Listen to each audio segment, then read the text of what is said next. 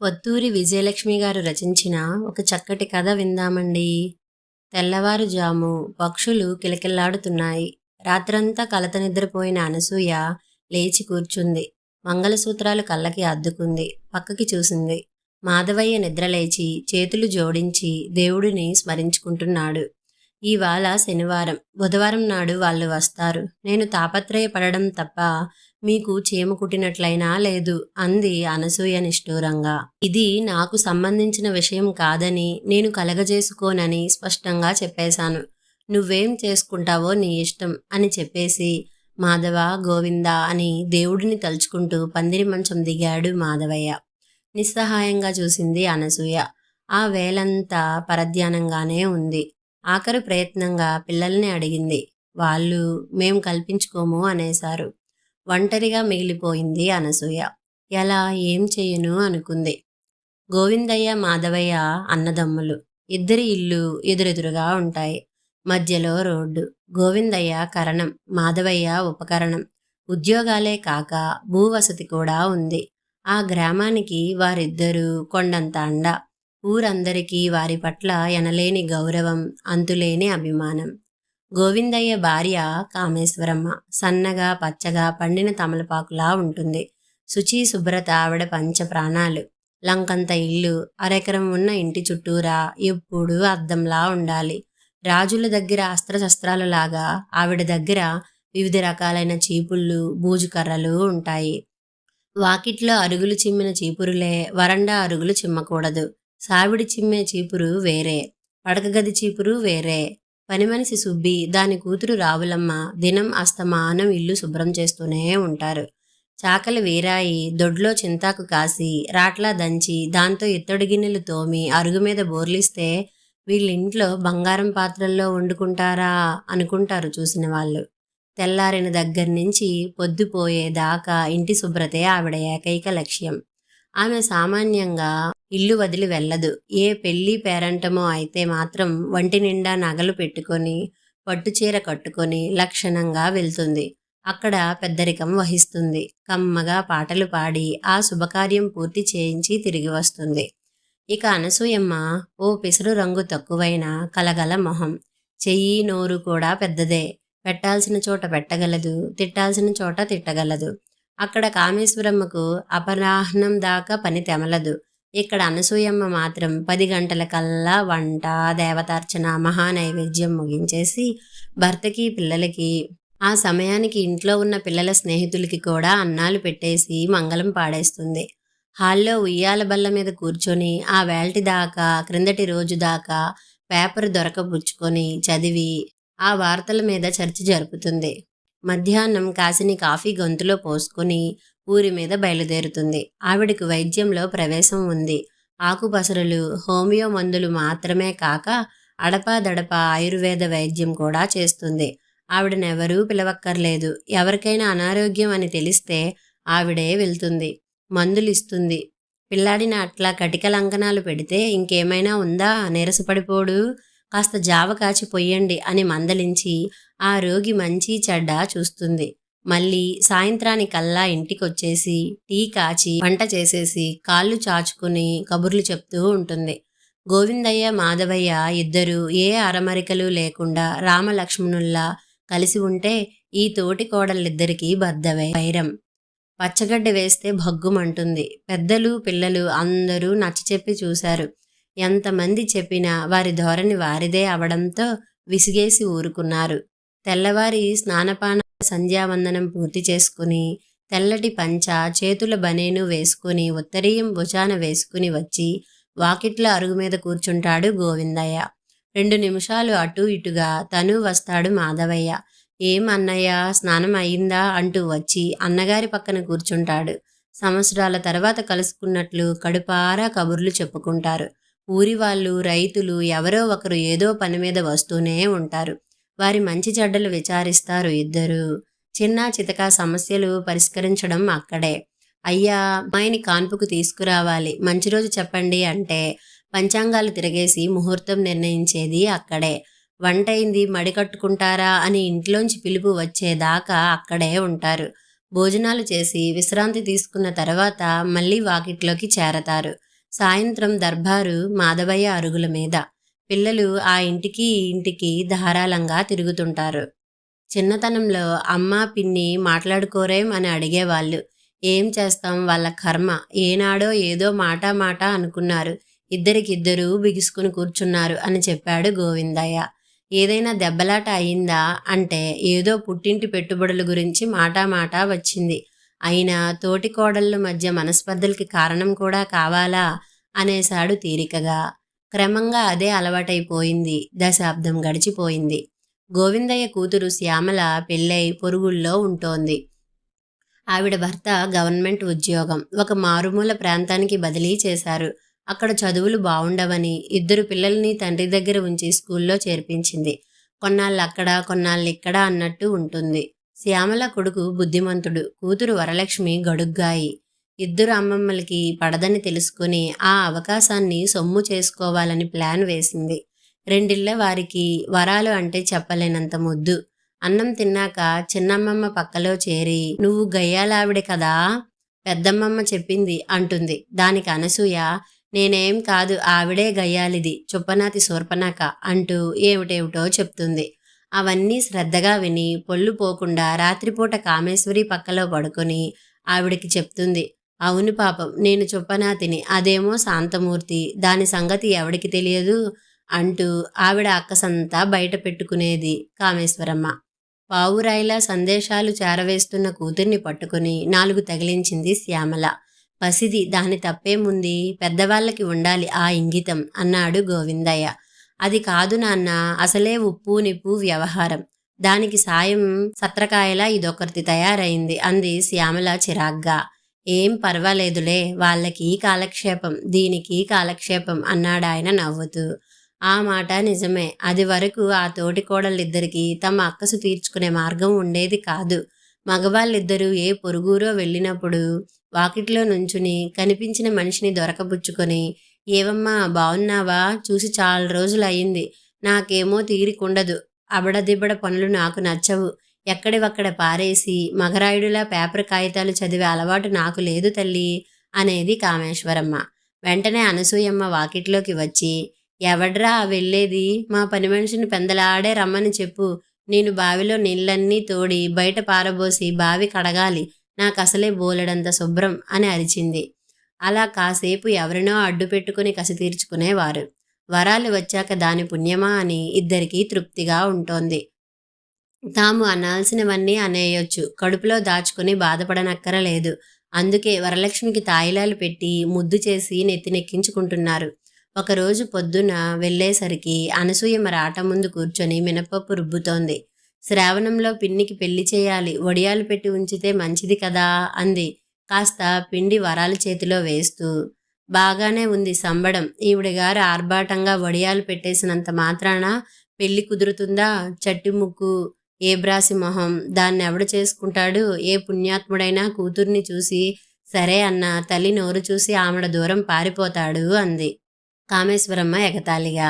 "అనని అనని, అన్నవాళ్ళ బుద్ధే బయటపడుతుంది గాని పడ్డవాళ్ళెప్పుడూ చెడ్డవాళ్ళు కాదు" అంది అనసూయమ్మ. నెల రోజులు తిరగకుండానే అన్నదమ్ములిద్దరూ ఊరు వెళ్ళి వచ్చారు. భోజనాల దగ్గర వివరాలన్నీ కొడుకులకి చెప్పాడు గోవిందయ్య. అబ్బాయికి సర్వే డిపార్ట్మెంట్లో ఉద్యోగం, 2 అన్నలు, 1 అక్క. అందరికీ పెళ్ళిళ్ళు అయిపోయాయి. ఇల్లు వాకిలి పొలం పుట్రా ఉన్నాయి. మర్యాదస్తులు, మంచివాళ్ళు, మంచి సంబంధం. వాళ్ళు మనతో సంబంధం కలుపుకునేందుకు ఆసక్తిగానే ఉన్నారు. వీలు చూసుకుని వచ్చి అమ్మాయిని చూసుకుంటామన్నారు. వివరాలు విని సంతోషించారు అందరూ. "ఈ సంబంధం కుదిరితే వెంటనే పెళ్లి చేయాలి, ఇంతకాలానికి మళ్ళీ మన ఇంట్లో ఆడపిల్ల పెళ్ళి" అన్నారు. కామేశ్వరమ్మ మాత్రం ఏమీ మాట్లాడలేదు, విననట్లే ఊరుకుంది. మరో 15 రోజుల తర్వాత వారి దగ్గర నుండి ఉత్తరం వచ్చింది. "ఫలానా రోజున పెళ్లి చూపులకు వస్తామని, మీకు అంగీకారం అయితే తెలియజేయమని" రాశారు. అన్నదమ్ములిద్దరూ చర్చించుకున్నారు. వారికి అంగీకారం తెలియజేశారు. అప్పటి నుంచి అనసూయమ్మకి మనస్సులో అలజడి ప్రారంభమైంది. కూతురు పెళ్లి అనేసరికి తల్లి ఆదుర్దా పడడం సహజమే. కానీ అనసూయమ్మని అలజడికి గురిచేసిన సమస్య అది కాదు, వేరే ఉంది. ఆడపిల్ల పెళ్ళంటే సామాన్యం కాదు. ఏ వంక లేకపోయినా వంకలు పెట్టి వద్దంటారు. ఇక్కడ తన విషయంలో పెద్ద వంకే ఉంది.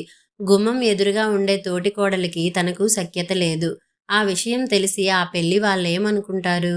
ఈ విషయం వాళ్లకు తెలియకుండా దాచడం అసాధ్యం. ఏ గిట్టని వాళ్ళో చేరవేయక మానరు. అయినా వారితోనే విరోధం తెచ్చుకునే ఇంటివారి అమ్మాయి మాకొద్దు అని వాళ్ళు అనుకుంటే ఎంత అప్రతిష్ట. చుచాయిగా ఆ సమస్యని భర్త ఎదుట ఉంచింది. అవును నిజమే, కానీ ఏం చేస్తాం? అందుకిష్టమైతే చేసుకుంటారు, కాదంటే మరో సంబంధం చూసుకుందాం అన్నాడాయన. ఆవిడ గుండె గుబేలుమంది. అలా జరగడం ఆవిడకు సుతరాము ఇష్టం లేదు. ఎవరైనా కల్పించుకుని తమ ఇద్దరికీ సంధి చేస్తారేమో అని ఎదురు చూసింది. కానీ ఎవరికీ గొడవ పట్టలేదు. ఏం చేయాలో తెలియక వరలక్ష్మి దగ్గర తన బాధ వెళ్ళబోసుకుంది. కడుపు చించుకుంటే కాళ్ళ మీద పడుతుంది, ఏం చేయను అంది దీనంగా. అది విని రుసరుసలాడింది కామేశ్వరమ్మ. అవునులే, తన దాకా వస్తే గాని తెలియదని నా ఇంట్లో శుభకార్యాలకి ఆవిడ గారంత యాగీ చేసిందో నాకు ఇంకా జ్ఞాపకమే. మరి నవ్వుతూ చేస్తే ఏడుపు అనుభవించక తప్పుతుందా అంది చిరాగ్గా. అది విని మరీ కృంగిపోయింది అనసూయమ్మ. ఇక లాభం లేదు, ఈ సమస్య తను ఒంటరిగా పరిష్కరించుకోవాల్సిందే ఆలోచించి ఒక నిర్ణయం తీసుకుంది. సాయంత్రం తోటికోడలింటికి వెళ్ళి ఆవిడతో మాట్లాడాలని నిర్ణయించుకున్నట్టు తెలియజేసింది. వరలక్ష్మి గుండె ఠారుమంది. పెద్దమ్మమ్మ చిన్నమ్మమ్మ మాట్లాడుకుంటారా? ఎలా? ప్రళయం రాదు. ఎందుకంటే అది నా కంట పడితే కాళ్ళు విరిచి పొయ్యిలో పెడతాను అంది పెద్దమ్మమ్మ ఎన్నోసార్లు. ఆవిడ నా జోలికి వస్తే మొహాన పేడనీళ్లు కొడతాను అంది చిన్నమ్మమ్మ లెక్కలేనన్ని సార్లు. మరిప్పుడు వాళ్ళిద్దరూ కలుసుకుంటారు, ఏమవుతుంది? చెప్పలేనంత ఆదుర్దాతో తెల్లవారిన దగ్గర నుంచి అటు నుంచి ఇటు, ఇటు నుంచి అటు తిరుగుతూనే ఉంది. ఊళ్ళో అందరికీ కూడా తెలిసిపోయింది. వరలక్ష్మిలా పైకి చెప్పకపోయినా అందరికీ ఏదో మూల ఆదుర్ద. ఏం జరుగుతుంది? ఇద్దరు జుట్టు పట్టుకుంటారా? వరలక్ష్మి పెద్దమ్మమ్మని చిన్నమ్మమ్మని వాళ్ళ మాటలు గుర్తు చేసి మరీ నువ్వు కాళ్ళు విరగ్గొడతావా, నువ్వు పేడనీళ్లు జల్లుతావా అని అడిగింది. ఇద్దరూ కసిరారు. అంతేకాదు వరలక్ష్మితోనూ ముభావంగానే ఉన్నారు. సాయంత్రం 4 గంటలు అయింది. గోవిందయ్య ఇంట్లో దొడ్డివైపు అరుగు మీద కూర్చొని ఉన్నారు. గోవిందయ్య, కామేశ్వరమ్మ, శ్యామల పిల్లలు. కుంపటి వెలిగించి కాఫీ కోసం నీళ్లు పడేసింది కామేశ్వరమ్మ. గేటు శబ్దం అయింది. శ్యామల తొంగి చూసింది. పిన్ని వచ్చింది అంది మెల్లిగా. వరలక్ష్మి గుండె ఠారుమంది. కుంపటి విసురుతున్న కామేశ్వరమ్మ మరింత విసురుగా విసరసాగింది. సింహద్వారం దగ్గర నిలబడి అక్కయ్య అక్కయ్య అని పిలిచింది అనసూయమ్మ. తల్లి సమాధానం చెప్తుందేమో అని ఒక్క నిమిషం ఎదురుచూసిన శ్యామల ఆవిడ విననట్టే ఊరుకోవడంతో ఇక్కడ ఉన్నాం రా పిన్ని అంది ఆదరంగా. మెల్లిగా ఇల్లంతా దాటుకుని లోపలికి వచ్చింది అనసూయమ్మ. బావగారిని చూసి కొంగు భుజం చుట్టూరా కప్పుకొని వచ్చి అరుగు కింద తాటాకుల పందిరి గుంజకి ఆనుకుని కూర్చుంది. కుంపటి మీద నీళ్లు మరిగాయి. గిన్నె దించి కాఫీ పొడి వేసి చన్నీళ్లు చిలకరించి మూతపెట్టి పాలగిన్నె కుంపటి మీద పెట్టింది కామేశ్వరమ్మ. బావున్నావా అక్కయ్య అంది అనసూయమ్మ. ఆవిడ సమాధానం చెప్పలేదు. ముఖం ఇంత చేసుకుని ఊరుకుంది. కాసేపు ఆగి శ్రీలక్ష్మిని చూసుకునేందుకు పెళ్లివారు వస్తున్నారు. పెద్దదానివి, నీ చేతుల మీదుగా ఈ శుభకార్యం జరిపించాలి అంది కామేశ్వరమ్మ. నా పెద్దరికం పేలాలు వేగినట్లే ఉంది. ఈ కొంపకి పెద్ద కోడలుగా వచ్చినది మొదలు పనులు చేశాను, చెప్పుదెబ్బలు తిన్నాను. అయినా మీ అంతటి వాళ్ళు మీరయ్యాక నా పెద్దరికం ఎందుకు? పెళ్లి వేల్టికి వచ్చి 4 అక్షింతలు వేస్తాను అంది కామేశ్వరమ్మ. నువ్వట్లా అంటే నేనేం చెప్పను. చిన్నవాళ్ళం, మేము తప్పులు చేసినా పెద్దవాళ్ళు పెద్ద మనసుతో క్షమించాలి. తల్లిలాంటి దానివి నువ్వు కాకపోతే నన్ను ఎవరు ఆదరిస్తారు? అయిన వాళ్ళ మధ్య మాటా రావా? నేను తోటి కోడలిని కాబట్టి ఇట్లా అంటున్నావు. ఇదే నీ తోడబుట్టిన చెల్లెలే వచ్చి అడిగితే ఇదే మాట అనేదానివా అంటూ కొంగుతో కళ్ళు తుడుచుకుంది అనసూయమ్మ. కామేశ్వరమ్మ కూడా కళ్ళు ఒత్తుకుంది. పొంగు వచ్చిన పాల మీద నీళ్లు చిలకరించి గిన్నె కిందికి దింపింది. గుడ్డతో డెకాషన్ వడగట్టి కాఫీ కలిపి గ్లాసులో పోసింది. శ్యామల, పిన్నికి కాఫీ ఇవ్వవే అని కూతుర్ని పురమాయించింది. కాఫీ తాగి వాకిట్లోకి వెళ్ళిపోయాడు గోవిందయ్య. నువ్వు కాఫీ కలిపితే అమృతంలా ఉంటుంది అక్కయ్య. ఎన్నాళ్ళయిందో నీ చేతి కాఫీ తాగి అంది అనసూయమ్మ. శ్యామల, ఇంకాసిని కాఫీ ఇవ్వు పిన్నికి అంది కామేశ్వరమ్మ. శ్యామల ఇంకొంచెం కాఫీ గ్లాసులో పోసింది. అక్కయ్య, వాళ్ళు వచ్చేసరికే సాయంత్రం అవుతుందిట. మరి అప్పుడు పెళ్లి చూపులు చూస్తారా అంది చిన్నావిడ. ఇంకా నయం, అసురు సంధ్య వేళ ఆడపిల్లని చూపిస్తామా? ఆ పూట ఇక్కడ ఉంటారు, గుడి గోపురం చూస్తారు. తెల్లవారాక పెళ్లి చూపులు చూపిద్దాం అంది పెద్దావిడ. మరి సాయంత్రం పలహారం, రాత్రి భోజనం, పొద్దున్న పలహారం అడిగింది చెల్లెలు. అక్కడ వద్దులే, కతికితే అతకదంటారు. ఆ ఏర్పాట్లన్నీ ఇక్కడే చేయిద్దాం అంది అక్కగారు. ఏమో బాబు, అవన్నీ నువ్వే చూసుకోవాలి అంది చిన్నావిడ గారంగా. నేను కాకపోతే నువ్వు చూసుకుంటావా? నీకా మాత్రం తెలివితేటలు కూడానా అంది పెద్దావిడ మురిపంగా. ఇద్దరూ చాలాసేపు కబుర్లు చెప్పుకున్నారు. ఇక నేను వెళ్తాను అని లేచింది అనసూయమ్మ. మనం ఇంత చేస్తున్నాం, వాళ్ళకి మన అమ్మాయి నచ్చుతుందో లేదో అంది దిగులుగా. ఇంకా నయం, మన అమ్మాయికేం తక్కువ, మహాలక్ష్మిలా ఉంటుంది, దాన్ని చేసుకునేవాడు అదృష్టవంతుడు అంది కామేశ్వరమ్మ. మర్నాడు తెల్లవారి మరిదింటికి వెళ్ళింది. ఏమిటే ఈ ఇల్లు ఇట్లాగైనా ఉంచుకునేది? ఎంతసేపు దడదడా పనిచేసి పారేసి పేపరు కాగితం చదవడం, లేకపోతే ఊరి మీద పడి అంగళం తిరగడం తప్పించి ఇంటి ధ్యాసే లేదు నీకు అని తోటికోడల్ని చీవాట్లు పెట్టింది. అదేమిటో తనకు సన్మానం చేసి శాలువా కప్పినంత సంతోషపడిపోయింది అనసూయమ్మ. తన పరికరాలన్నీ తీసుకుని సపరివారంగా వచ్చి మరిది ఇల్లు శుభ్రం చేయించే బాధ్యత నెత్తిన వేసుకుంది కామేశ్వరమ్మ. అదే కాదు, అరిసెలు జంతికలు కూడా చేసింది.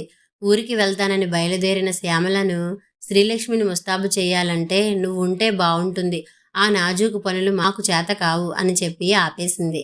తెల్లవారితే పెళ్లివారు వస్తారు. ఆ పూట అందరూ మాధవయ్య ఇంట్లోనే భోజనం చేశారు.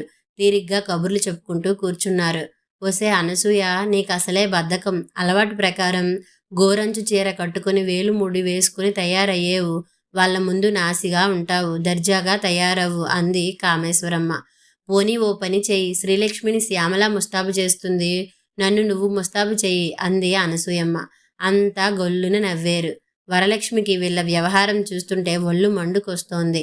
వాళ్ళిద్దరికీ సఖ్యత కుదిరాక వరలక్ష్మి ప్రాముఖ్యత తగ్గిపోయింది. పదవి కోల్పోయిన అధికారిలా అయిపోయింది. దాంతో ఉక్రోషం వచ్చేసింది. అప్పుడేమో కొట్టుకుంటాం తిట్టుకుంటాం అన్నారు, ఇప్పుడెలా నవ్వుకుంటూ తిరుగుతున్నారు. మీ వ్యవహారం నాకేం నచ్చలేదు అంది నాపసానిలా నడుమున చేతులు పెట్టుకుని. చాలే ఊరుకో బడవకాని అన్నారు తోటికోడళ్ళు ఇద్దరూ ముక్త కంఠంతో. కథ సమాప్తం.